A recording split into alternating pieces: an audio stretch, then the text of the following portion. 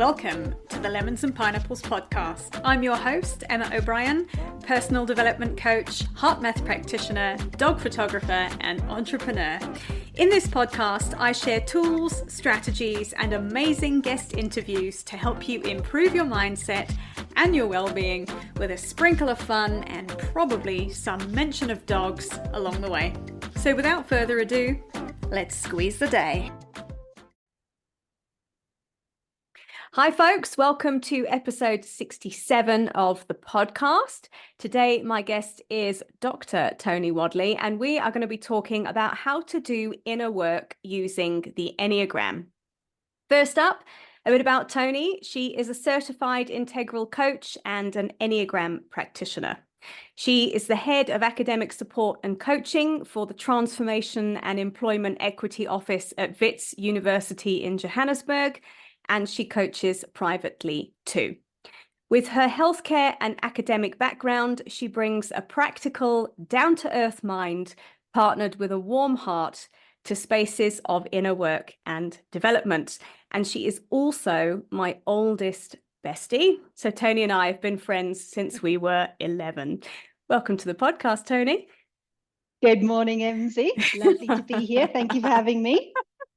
So I'm very excited for this to talk about using the Enneagram for inner work. And I think it's so interesting when I asked you to come onto the podcast and I asked you for a suggested title, that you brought up actually talking about what the hell inner work is. It's a term that I think is bandied around a lot. So guilty is charged here.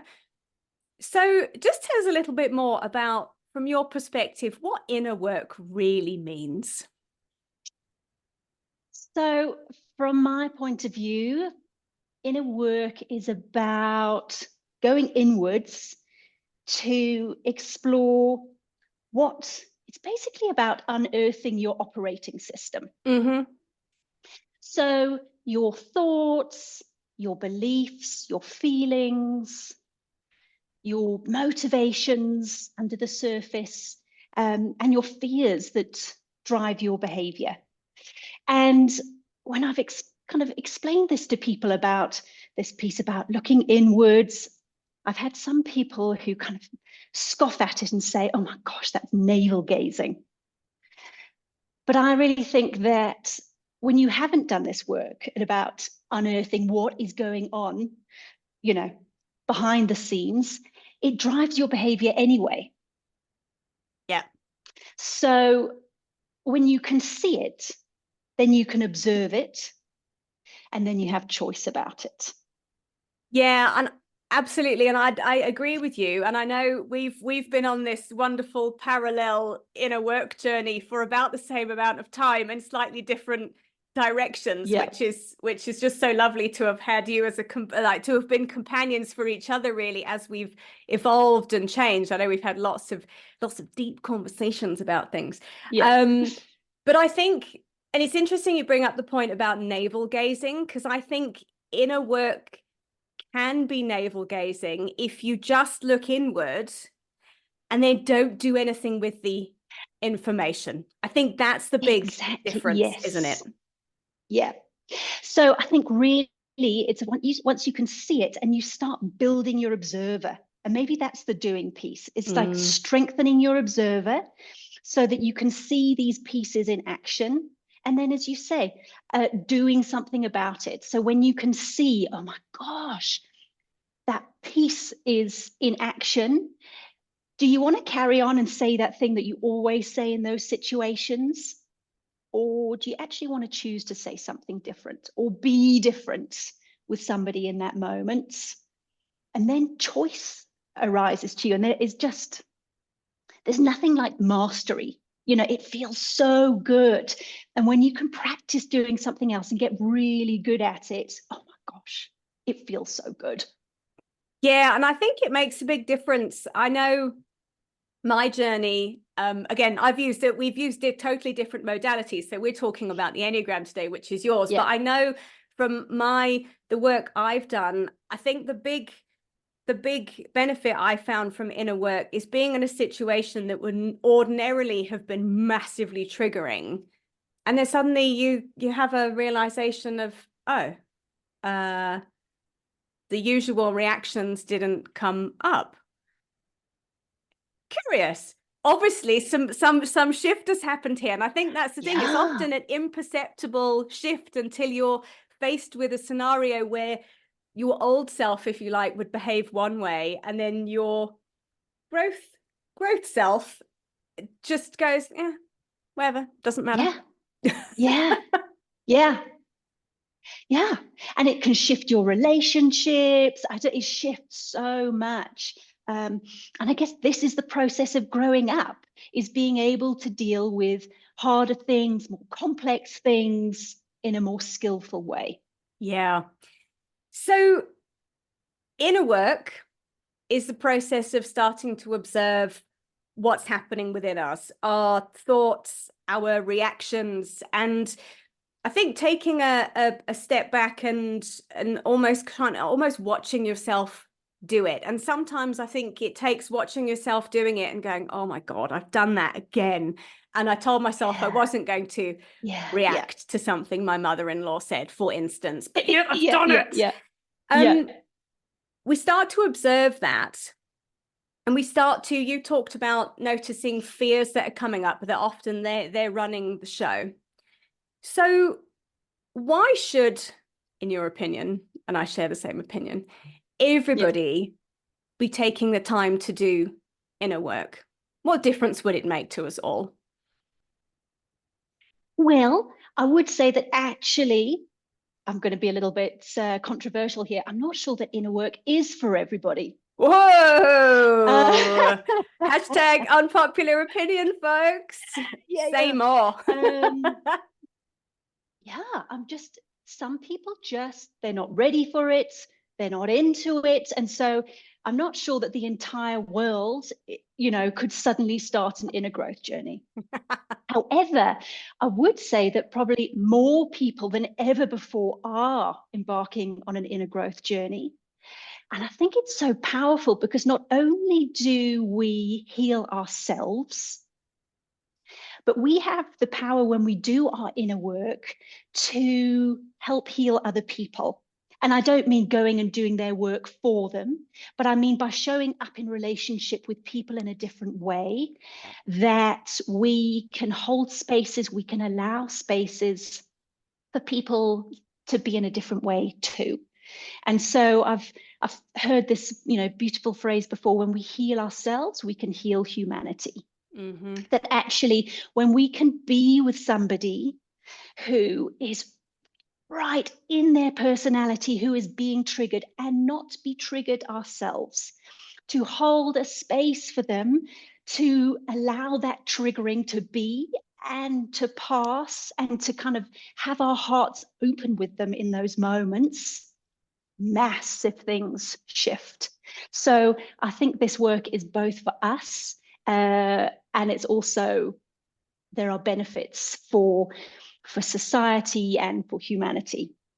Yeah, I agree entirely. And I think in my own relationships, if we come back to the example, as I can be quite reactive sometimes. I think I've got much better, but that's one of my traits, is to get Yeah. quite, I can be quite, so I can have my buttons stepped on and go and get quite, riled up about things, is to be able to almost recognize when that button has been pushed and just grab a hold of it and go, hang on a minute, maybe this other person's behavior that's triggering me isn't about me. Maybe there's something else going on for them.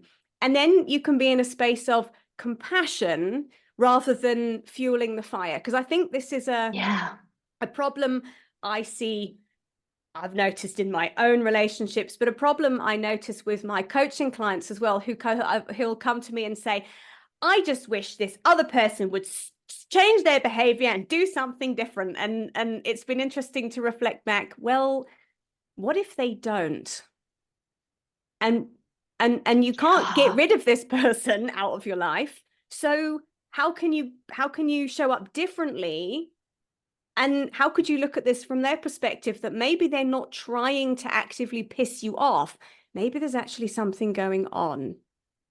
And Yeah. it's the shift is amazing when you just kind of just rein in the madness for a minute and just go, oh, okay, maybe they're not actually actively out to get me all the time. Right, exactly. And exactly. So it takes you from this place of they're reacting, so you're reacting, so Oh they're yeah. reacting, and that whole spiral Mm-hmm. to, yeah, just a moment of right, what's going on for them and staying in curiosity. And when you can be in Mm. curiosity, then you can actually have your heart open in compassion.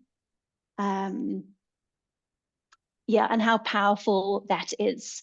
And I remember, I think it was, I don't know if it was the first time, but it was a really profound occasion that happened when somebody who I was frequently triggered by had said something which it sounded like a complete insult and like a total dig. And normally I would react to that. And somehow in that moment, I managed to stay open and in curiosity and go to humor like, did you just say that I was difficult in that moment? And they said, and they went thoughtful and they said, no, I'm reflecting on how I can be so difficult. Ah. And it was like, whoa, just, oh my gosh. And in those moments, I have always taken it that it's a comment about me and I've reacted and it completely it was like a fork in the road for our relationship, and I was able to be different always with them Mhm. after that, having had that insight. Yeah. Yeah. What do they say? The assumption is the mother of all stuff ups.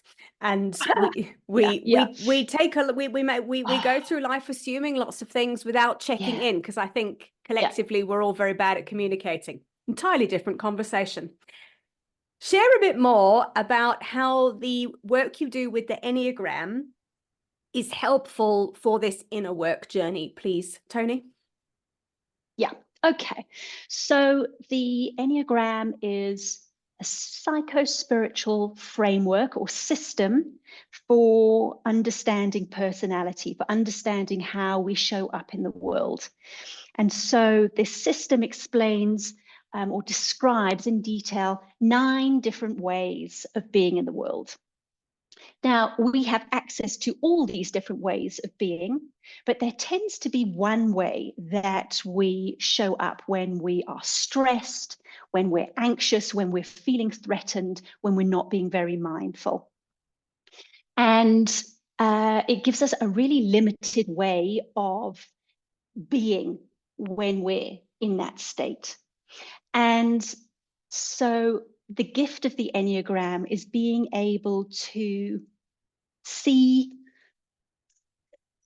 this kind of playing out. And again, like we said at the beginning, as soon as you can see things and start to observe them, then you can have choice about it. And so the Enneagram has just, I love it because it has such detailed descriptions of personality and how people show up.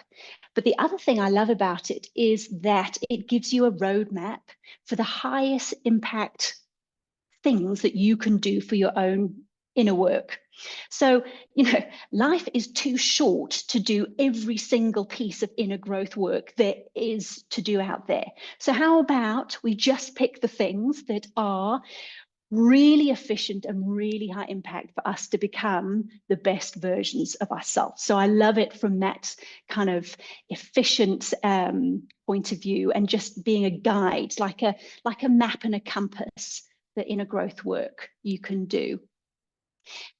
The third thing I love about it is that I guess a lot of the other personality tools out there can feel like they're boxing you in, like you're this and that's it. And the gift of the Enneagram is it describes you in personality. So, kind of where you go when you're feeling stressed or anxious or threatened or not very mindful. But how you can grow out of that. So instead of boxing you, it kind of shows you the box that you normally put yourself in and how you can get out of it. fabulous. I think it's a very interesting toolkit, and I kind of got onto this thanks to you getting onto it. So we know I'm an Enneagram 3 and you are an Enneagram 9. 9, yes. And this has popped up a few times on this podcast and other podcasts that other Enneagram 3s are always very amused when we meet each other because they go, oh yeah, okay, see that, yeah. So just talk a little bit more about the 9 Enneagram types. And you've talked about this piece of we often have one way of showing up and specific things and behaviors we do under stress, and then areas where we can start to improve. So can you talk a bit more about that? Because I think this is the really fascinating, juicy bit about it. Nice. So maybe I can, just before we get into that, just speak about my pet peeve around how people interpret the Enneagram. So it's like, because the Enneagram has become really popular in the last decade or so, and it's being used more and more, but there's sometimes a piece that gets lost. So I think often when people engage in it, they engage with the first bit, which is seeing your personality. But actually, the point is that we are so much more than that. Our personality has formed as a defensive structure.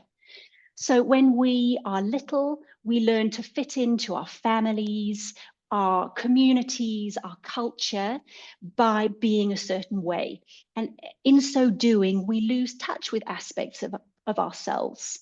So I learned to fit into my family, and I learned to survive by being the harmonious one, by being peaceful, by keeping the peace. And so I lost touch with the ability to be difficult, angry, controversial, because I was so busy keeping the peace. And that's great, except when it starts to trip you up later in life because you can't assert your needs, assert what's important for you. And from an Enneagram 3 point of view, that would mean learning to be successful, to be the best, to actually really show up and achieve love by being successful. And actually, what one can lose touch with is your vulnerability, your softness, just being for who you are rather than being seen for what you do, for example. And so what gets lost is we are more than our personality. So actually, saying, oh, so-and-so, oh yeah, they're such a 2 or 3 or whatever, actually loses the compassion. You can box people by going, oh yeah, I can see that. But actually, can we allow people to become more integrated and to step out of that and go, wow, actually they look at the beautiful work they've done. They've really stepped out of that personality piece.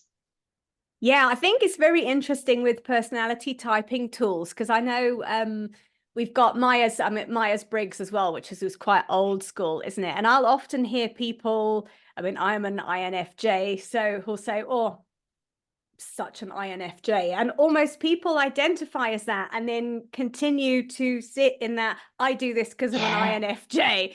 Or I think with Enneagram, I don't think I wouldn't find myself quoting this, but for example, one could say I do this because I'm an Enneagram 3, ergo facto I'm allowed to continue to do this because that's my personality type.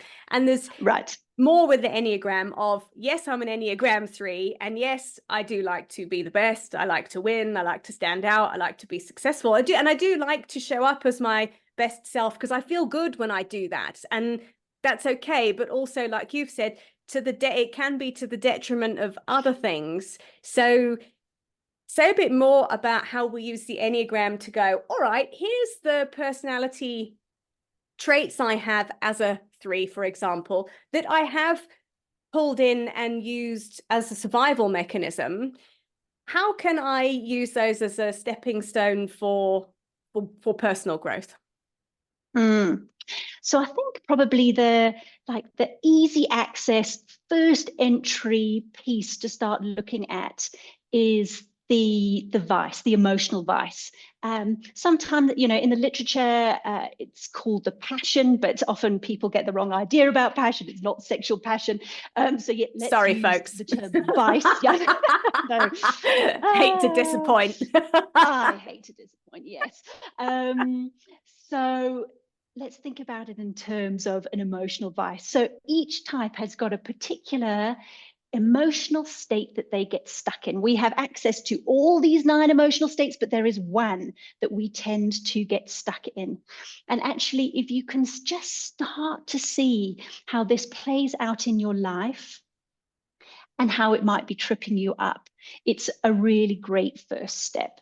So yeah, maybe we should just explore what the vice looks like for each of the types, and yeah, how they can maybe step out of that.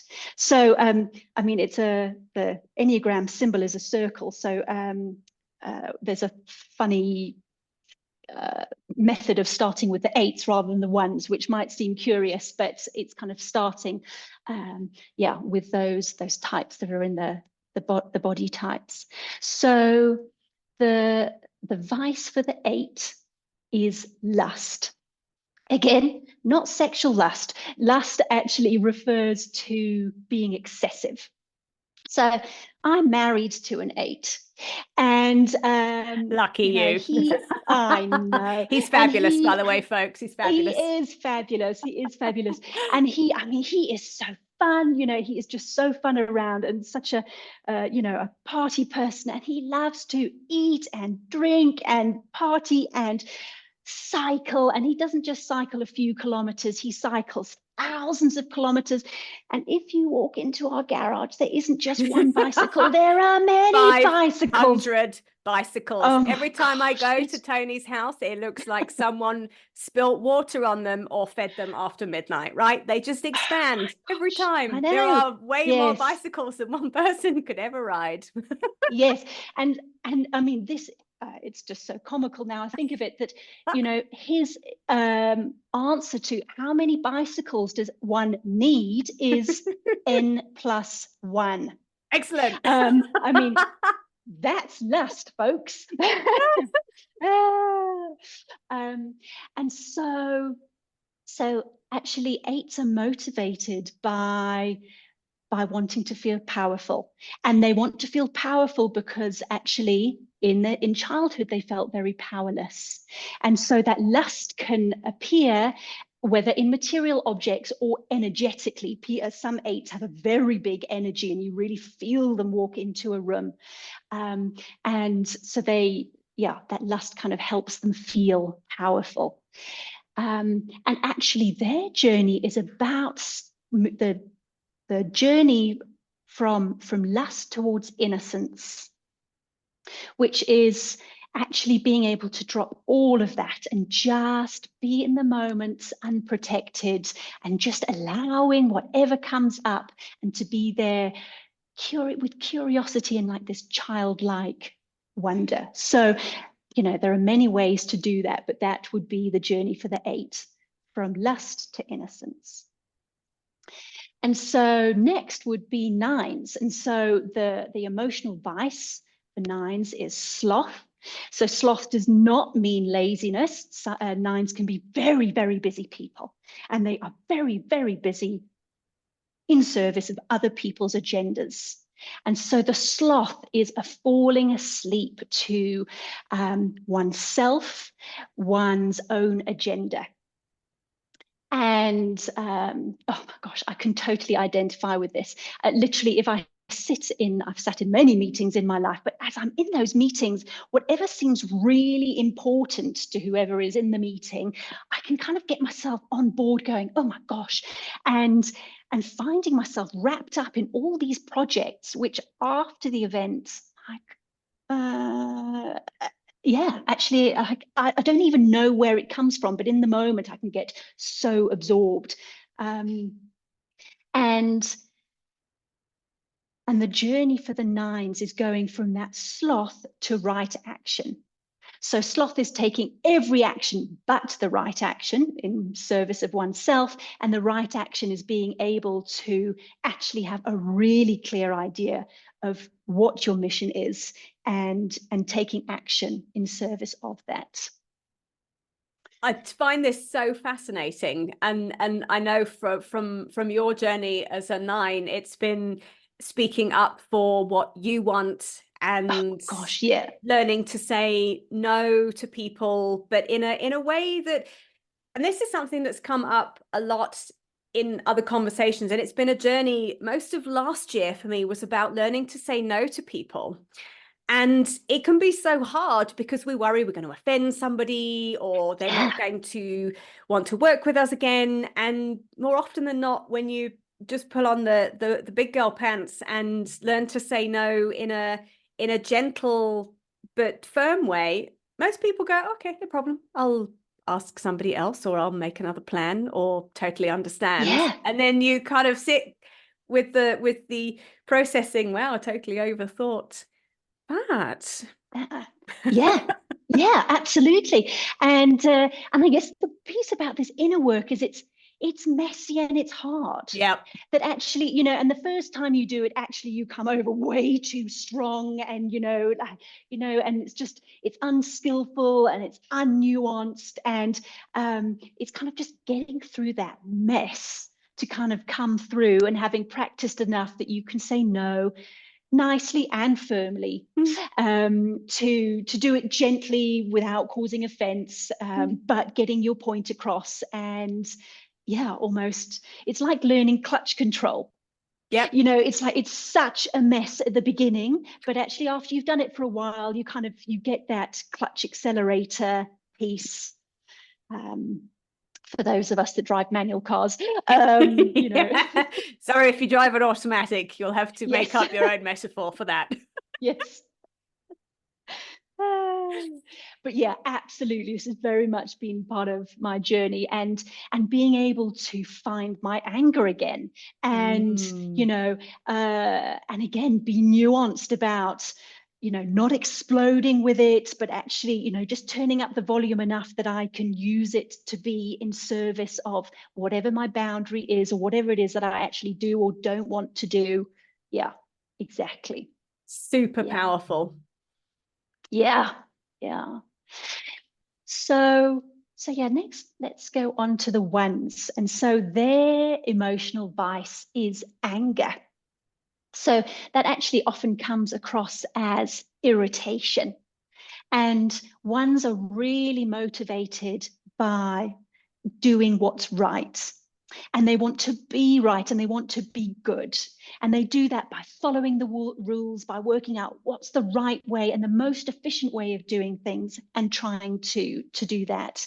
And what can come across is they can get really irritated when people don't follow the same rules and they don't do it efficiently and whatever. And it can come across as irritation.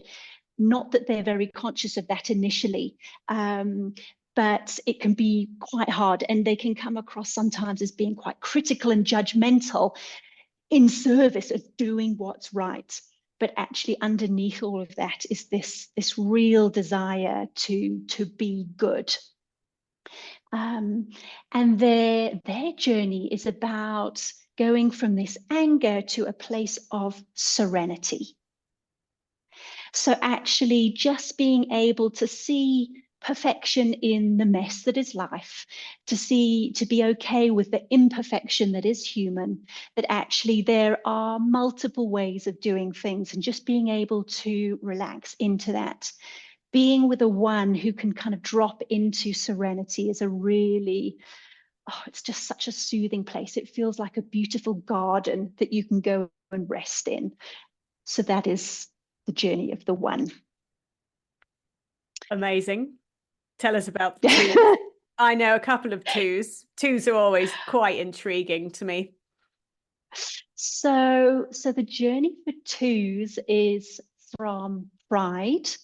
So actually, I guess another word for pride, which can feel more helpful, is feeling like they are indispensable.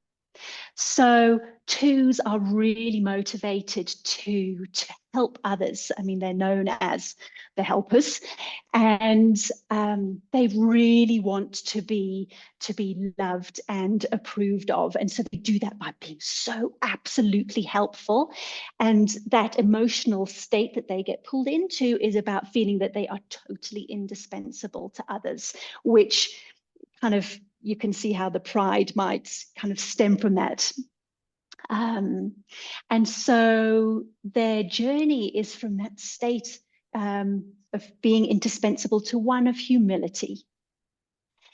So being able to see that actually other people can be on their own journey and they don't always need helping with that, but also being humble enough, or humble enough to know that they also deserve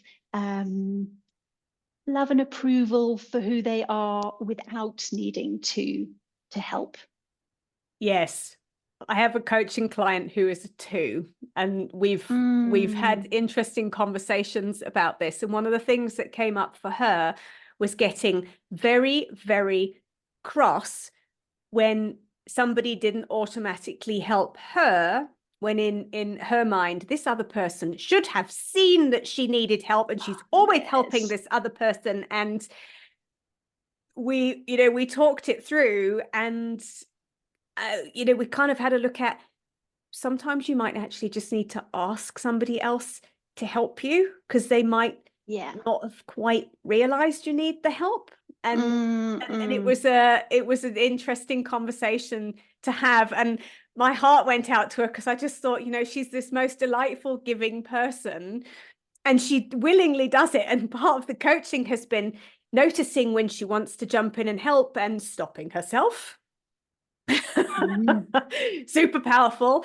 And it's been a bit of a running joke now with this showing up and happening, because it's exhausting as well. Yeah, and they do often end up very burnt out and very emotionally depleted because they're giving the whole time. And there is that piece. And I think this piece, these ego pieces, they need such gentle care and holding, because it's so hard to look at sometimes, that often this giving can be quite strategic, because they also want to be helped. So they give kind of with the unconscious contract that you will help them back, but without them having to say it. And so some of the growth work is about being able to identify what those needs are and being able to verbalize them so that people don't have to guess. Yes. And again, it's that communication piece, which we've touched on, and it's a running theme for so many aspects of life. Let's talk about 3s. Yes, My favorite. yes. And I just before we go on to the 3s, I just want to say, and I just noticed what you were doing with that coaching client that I think is so beautiful, is using humor. Because the ego piece can be so sore when you see it, because actually sometimes it's not very nice to see your vice in action. And so being gentle with it or humorous with it is just such a lovely way of seeing it with compassion. So just wanted to say that before we moved on. Don't always use humor to deflect my own emotions. Sometimes I use it in my coaching as well to be useful. Yes. And so the emotional vice for 3s is self-deceit. So it's like 3s identify with the image of success. So I guess another way of this saying this self-deceit is false image. So identifying with whatever success looks like so strongly that they try and become that, and actually kind of forget who they are in the process. And what successful looks like can vary depending on what situation is, and what it's almost like whoever you're with, how they're defining success. They can try and become that in that moment. And I mean, what comes up for you as I describe that? Oh, the phrase "fake it till you make it." I mean, it's just I think, isn't that a wonderful phrase for a 3? And I think it's interesting that you say that, because I know for me in my business journey, especially with my photography, I could have had, and I've had moments where I've had massive inner turmoil going on. You would never, ever know. You'd never know from looking at my social media. You'd never know if you saw me and you were a client. It's Yeah, all, yeah, that's yeah. it. And Yeah. I totally relate to projecting an image of, I have this all together, folks, because I'm a professional. Ah, right. Right. Oh my gosh. Yeah, fake it till you make it. I just absolutely. And so the journey for the threes is from self-deceit to veracity, which means truthfulness. Mm-hmm. And so, yeah, how can one drop into what is true for you and stay connected with that, whoever you're with? And yeah, threes can become very disconnected from their hearts. And I know Mm-hmm. when I've challenged you before now with great love, that's often what it's been about, because Mm. actually your truthfulness lies in your emotions. And so when you are in touch with your heart and in touch with your emotions, it allows you to actually feel what is true for you.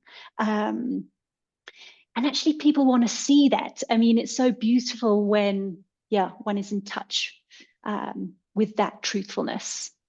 Yeah. Mm. And I think it's quite, as I'm listening, I think it's really funny that you talk about threes being in touch with their heart, when I was very drawn to doing heart math, which is a Ah, modality that is, well, you're completely in touch with your heart. You're watching what it's doing on the screen.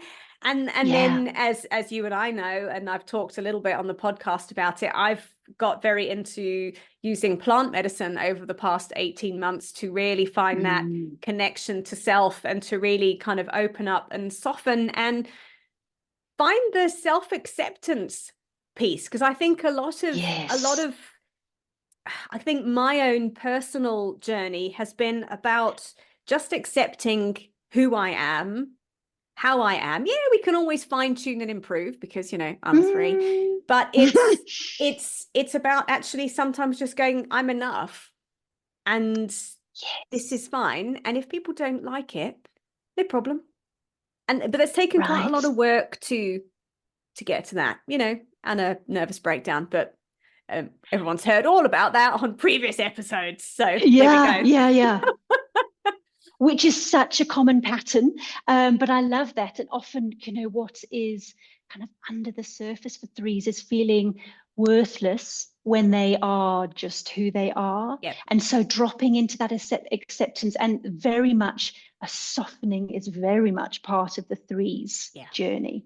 Yeah. And I guess I should say about this journey piece now, that this journey from the vice to the virtue is not a one-off journey. It is Mm. something that we kind of work towards, but it is a journey every day. Yeah. That, we will fall into this vice every day, Yeah. repeatedly. Yeah. And so can we see what it looks like in multiple different ways, and then try and move out of it? So yes, it is a big journey, and it is multiple micro journeys along the way too. Yep. Always. Tell us about the fours.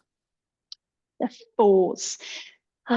So the fours vice is envy. So they often, fours are really motivated to be unique or authentic. They really fear being ordinary. And so often they can see what's missing in a given situation, or they will look, if somebody's doing really well, they will look and they will feel envious about what it is that that person has got, or what it is that they're achieving, because it kind of triggers their sense of not belonging. And so sometimes that envy can, yeah, look like wishing that they had what somebody has or what they're achieving, but also sometimes it can flip into almost looking slightly like a superiority complex, that they're doing so well, but it's creating a hierarchy, whether they're at the top or the bottom of that. And so their journey is towards equanimity, where they are able to see that they belong and they are good and just as good as everybody else, and everybody else is just as good as them, and that we all belong.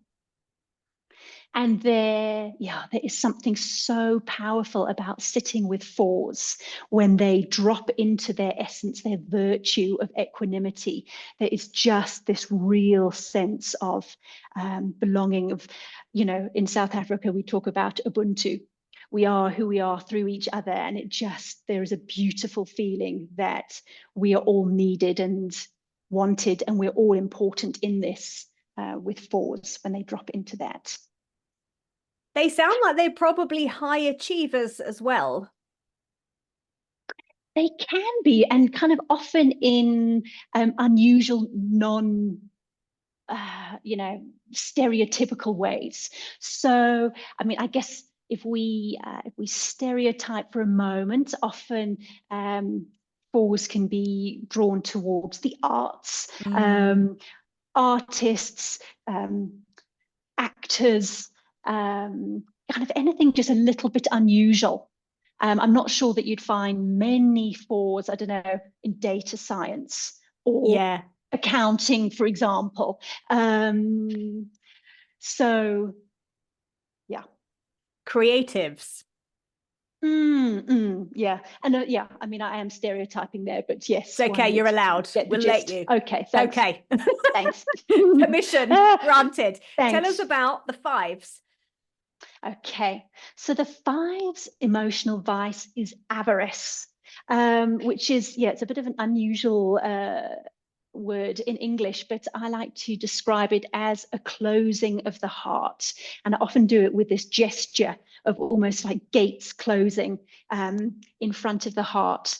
And so fives are motivated to seek knowledge and lots of knowledge. So they can almost kind of hoard a little bit, whether it be with things sometimes, but often knowledge and understanding. And so they want to be the kind of the knowledgeable person. And this avarice, this closing of the heart, often can cut them off from their own emotions, but actually closes their heart often to other people. And so fives can often be described as being cool or aloof, cold even, and that really describes that closing of the heart.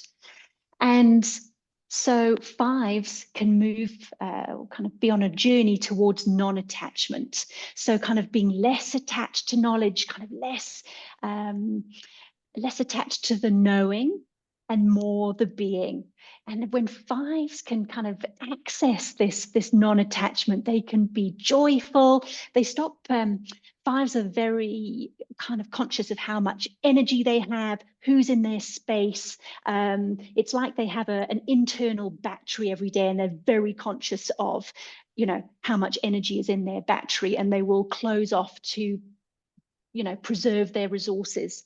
And actually, fives, as they move to non-attachment, actually kind of just stop thinking about their internal battery so much, and can play and let people in. And there's a joyfulness that comes when they move towards non-attachment. Nice. They sound interesting. I'm not sure I know any fives. Well, working in academia, I've come across many. Oh, you can many, imagine yes. how. Yes, yes. Oh, yes. You must be surrounded by them. Fabulous for you.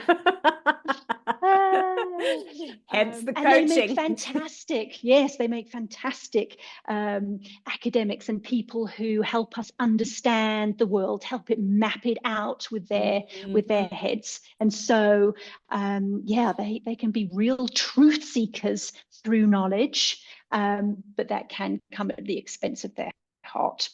Right. Yes. Sixes, because I think we'd struggle to get him to do the Enneagram test, that I am married to a 6. Possibly so, yes. And I believe my dad is a 6 too. So the vice of the 6 is fear. So sixes they really are motivated by the world being safe, and they want to achieve safety. So often sixes can think about multiple different issues that might go wrong. They are perpetually looking out for, planning in case things might go wrong. And oh my gosh, yes. I mean, as we've chatted, my dad can be very like this, and worst case scenario planning. And so the journey for the sixes is towards courage. And so they can perceive the world as a very dangerous place. And so the journey can be around, can you step into action? And not plan quite so much, and not be quite so fearful, so they can get a bit stuck. They can get stuck in analysis paralysis. That's what it looks like from the cognitive point of view.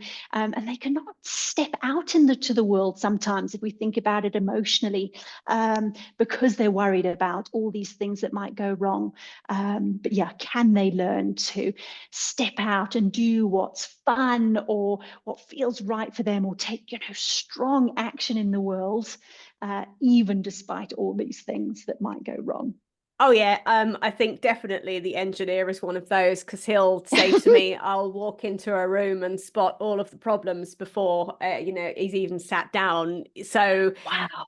and yeah, so it's for me, it's a challenge to get him to step away from work and switch off, which I'm not sure ever really properly happens. Yes. But anyway, there you go. Yes. Last but not least, Sevens.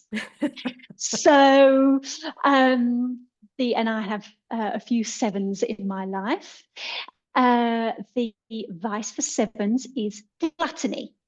So that is not gluttony as in eating lots.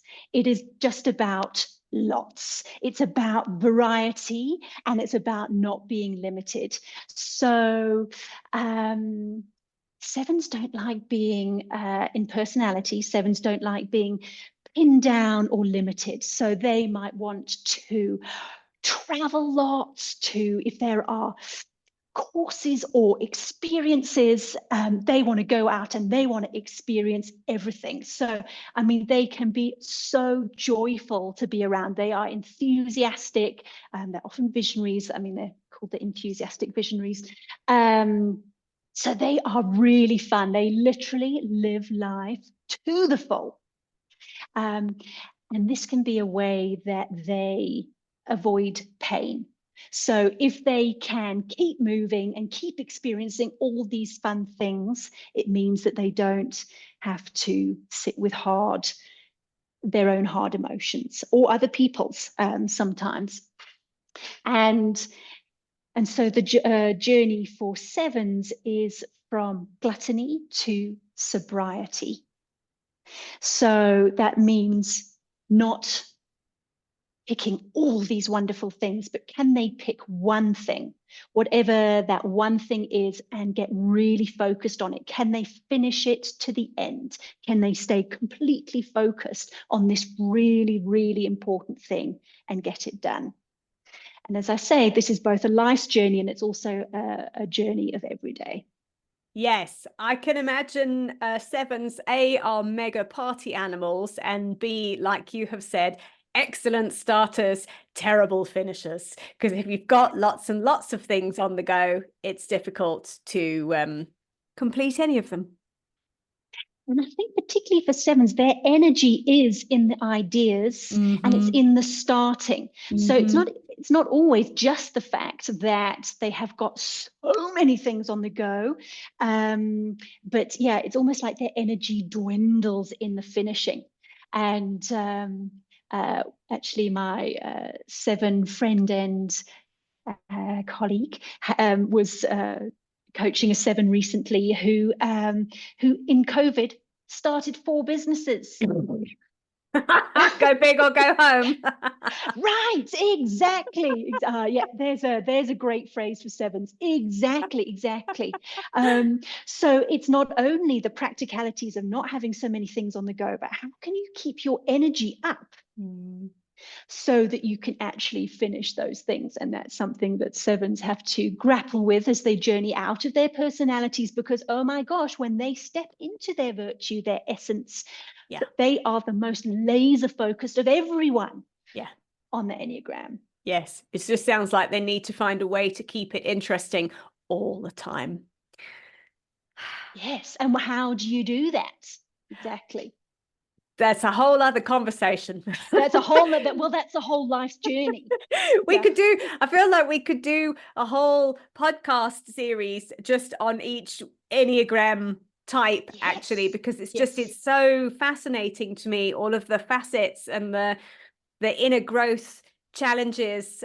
So this has been so great. Thank you so much for sharing all of this information.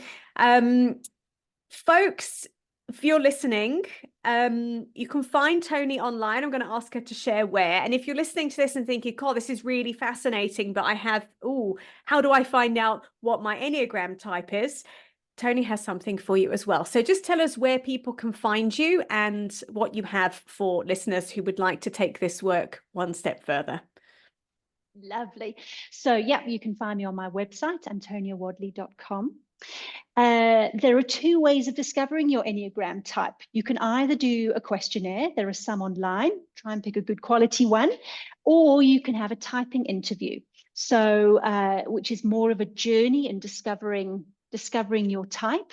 And I love doing typing interviews with people. So if you're interested in having a typing interview and a follow-up, I'm offering listeners a 50% off, a typing interview plus the follow-up, if you quote lemons and pineapples when you get in touch with me. And yes, I'm doing weekend workshops, and the details of that are on my website. I've got a couple more coming up this year for people who are able to get to Johannesburg. But yes, otherwise I'm available online. Wonderful. I will put all the details in the show notes so people can get in touch with you and find out more, because I think this has been so great. I've always obviously enjoyed talking to you, because we've been talking to each other for 30 odd years, very regularly. Yep, we're that old. Toni, thank you. It's been wonderful. Thank you very much for joining me today for this. Thank you so much. That was so much fun. Thank you for joining us, folks. I really hope you've enjoyed this episode, and I will see you next week. Bye for now. Thank you for listening to today's episode. If you've enjoyed it, please share with your friends, and be sure to leave me a 5-star rating and review, especially if you're listening on Apple Podcasts. To find out more about my one-on-one coaching, please visit my website, which is emmaobriencoach.com. And remember, folks, when life gives you lemons, you can always choose another fruit. See you next time.